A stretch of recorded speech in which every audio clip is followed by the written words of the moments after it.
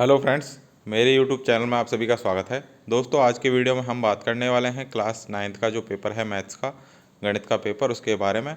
जो आपके त्रैमासिक एग्जाम आने वाले हैं उसकी दृष्टि से इम्पोर्टेंट क्वेश्चन लेकर आए हैं हम। सारे के सारे क्वेश्चन इंपॉर्टेंट हैं, आपके एग्जाम में आ सकते हैं। तो आइए बिना देरी के स्टार्ट करते हैं। आपके सामने निर्देश दे रखे हैं, सभी प्रश्न करने अनिवार्य हैं, तो इन सभी प्रश्नों को आप पूरा कीजिए। कोई नेगेटिव मार्किंग नहीं होती है आपके एग्ज़ाम में, इसलिए सारे प्रश्न जरूर करें। तो आइए बिना देरी के स्टार्ट करते हैं पहले क्वेश्चन के साथ। पहले क्वेश्चन में आपके वस्तुनिष्ठ प्रश्न देखने को मिलेंगे, जिसमें आपके 4-5 क्वेश्चन आएंगे। तो अब ऐसे दे रखे होंगे, जो सही आंसर लगे आपको उस पर टिक लगाना है। तो आइए देखते हैं पहला क्वेश्चन। पहला क्वेश्चन है, संख्या √3 का दशमलव प्रसार है, तो आपको कम से कम 3 प्रसार तक जरूर लिखना है। तो √3 का दशमलव प्रसार कितना होता है? 1.732, 1.732। अगर √2 का पूछे तो क्या होगा? √2 का होगा 1.414। तो इसको भी ध्यान रखना है। आगे बढ़ते हैं सेकंड क्वेश्चन की ओर। आपसे पूछा है, बहुपद px बराबर 2x + 5 का शून्यक है। शून्यक पूछा है आपसे, तो इसका मतलब सीधा सीधा होता है, हमें जो समीकरण दे रखा है उसको बराबर 0 कर देना है, और जो x की वैल्यू आए वही आपका आंसर रहेगा। तो इसको 0 कीजिए। 2x + 5 बराबर 0। 2x बराबर, इधर ये प्लस में है 5 का, उधर जाते ही माइनस का 5 हो जाएगा।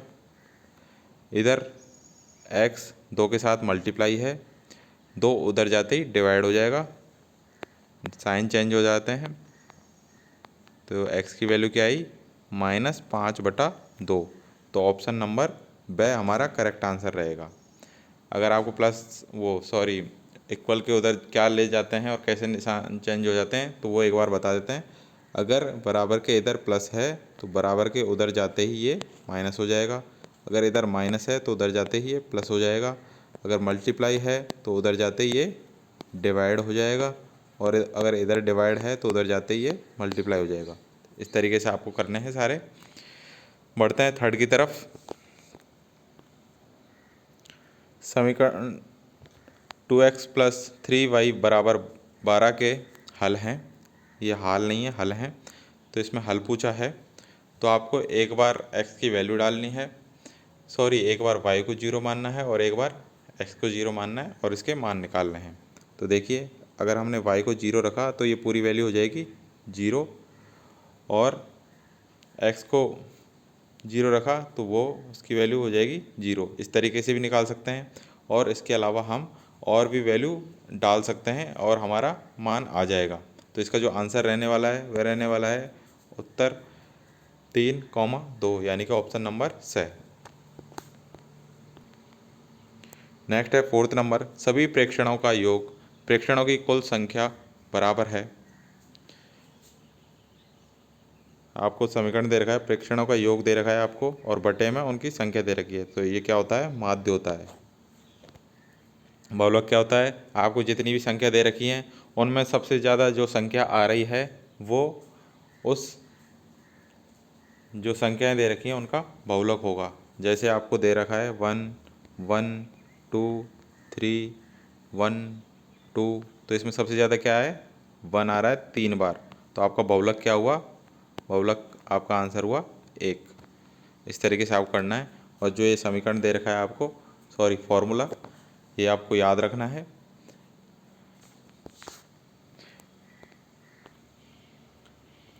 क्वेश्चन नंबर 5 है आपके सामने, घन के आयतन का सूत्र है यदि उसके कोर की लंबाई a है। आपको आयतन का सूत्र बताना है।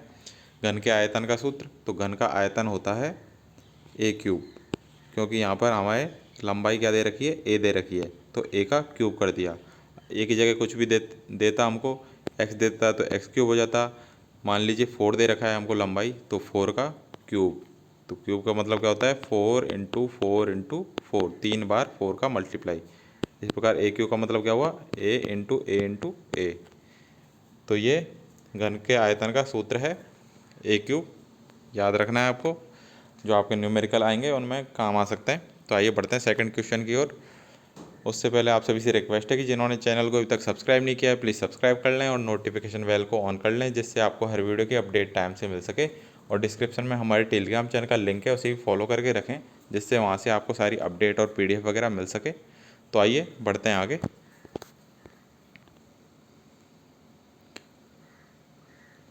सेकंड क्वेश्चन में आपको रिक्त स्थानों की पूर्ति करनी है, जिसके अंदर आपके पहला क्वेश्चन है बिंदु 3,5 के भुज का मान है। तो 3,5 दे रखे हैं, तो इसमें भुज का मान क्या होगा आपका 3। नेक्स्ट है प्रायिकता का अधिकतम मान होता है। तो प्रायिकता का अधिकतम मान कितना होता है 1 होता है, तो आपका 1 करेक्ट आंसर है। नेक्स्ट है 0.19 किलोमीटर को मीटर में लिखना है आपको। तो 1 किलोमीटर में कितने मीटर हुए 1000 मीटर। तो आपसे पूछा है 0.19 किलोमीटर में कितने मीटर हुए, तो इसको 1000 से मल्टीप्लाई कर देना है। मल्टीप्लाई करने पर 2 जीरो हट जाएंगी, ये हट गई और आपका आंसर क्या आ गया 190। 19 के बाद में 1 जीरो, यानी कि आपका ऑप्शन नंबर 190 सही रहेगा। फोर्थ क्वेश्चन है बहुपद दे रखा है आपको x³ माइनस x² प्लस 1 में x² का गुणांक है। तो x² के अंदर के साथ में क्या मल्टीप्लाई हो रहा है -1 मल्टीप्लाई हो रहा है, तो आपका -1 इसका आंसर। नेक्स्ट है a पे पावर 0 का मान क्या होता है। किसी पे भी पावर 0 लग जाती है तो उसका मान 1 होता है, तो इसका आंसर 1 रहेगा। ये थे सेकंड क्वेश्चन के आंसर। बढ़ते हैं क्वेश्चन नंबर 3 की तरफ।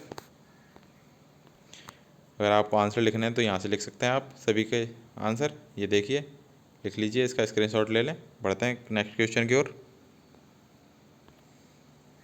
क्वेश्चन नंबर 3 है, जिसमें आपको एक शब्द या एक वाक्य में उत्तर देना है। पहला क्वेश्चन है छायांकित भाग को भिन्न के रूप में लिखिए। यहाँ पे सॉरी डायग्राम मिस हो गया है, जो छाया का भाग था उसको भिन्न के रूप में लिखना है। जैसे एग्जाम्पल के तौर पर अगर हम लेते हैं, ये हमने सर्किल ले लिया और इसके 4 पार्ट या 5 पार्ट कर दिए। सपोज हमने 5 पार्ट कर दिए और एक पार्ट को हमने छाया कर दिया। तो आपको इसको भिन्न पूछा है, तो भिन्न रूप में पूछा है, तो छाया का कितना भाग है 1 और टोटल भाग कितने हैं 1 2 3 4 5। तो आपका भिन्न रूप क्या होगा 1/5। इस तरीके से आपको करना है। सेकंड नंबर क्वेश्चन है एक सिक्के को उछालने पर चित्त आने की प्रायिकता क्या होती है। तो आपको पता है सिक्का उछाला तो 2 ही चीज़ आ सकती हैं, या तो हेड आएगा या टेल आएगा, यानी कि या तो चित्त आएगा या आपका पट्ट आएगा। तो चित्त पूछा है, तो चित्त आने की प्रायिकता कितनी हुई 1 और टोटल कितने होते हैं 2, तो 1/2 आपकी प्रायिकता होगी। नेक्स्ट है थर्ड नंबर क्वेश्चन 4 अपॉन में 1/2। अब देखिए ये अपॉन में हो गया।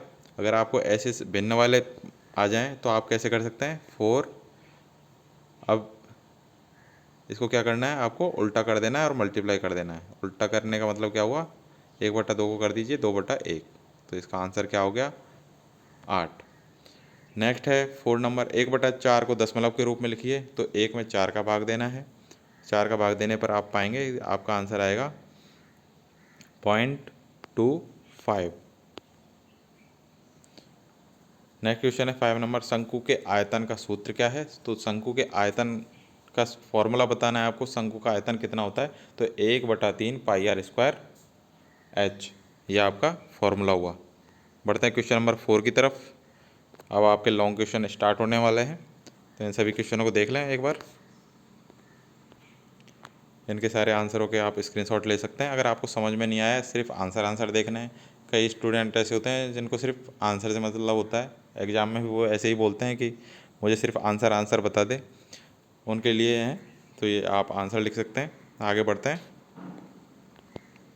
क्वेश्चन नंबर 4 है आपका, सरल कीजिए -5 + √2 इंटू 5 - √2। तो ये लॉन्ग क्वेश्चन है, इनके लिए अलग से वीडियो प्रोवाइड करवा देंगे। यहाँ पर समझाना थोड़ा टफ पड़ेगा, तो अभी आप एक बार क्वेश्चन देख लें।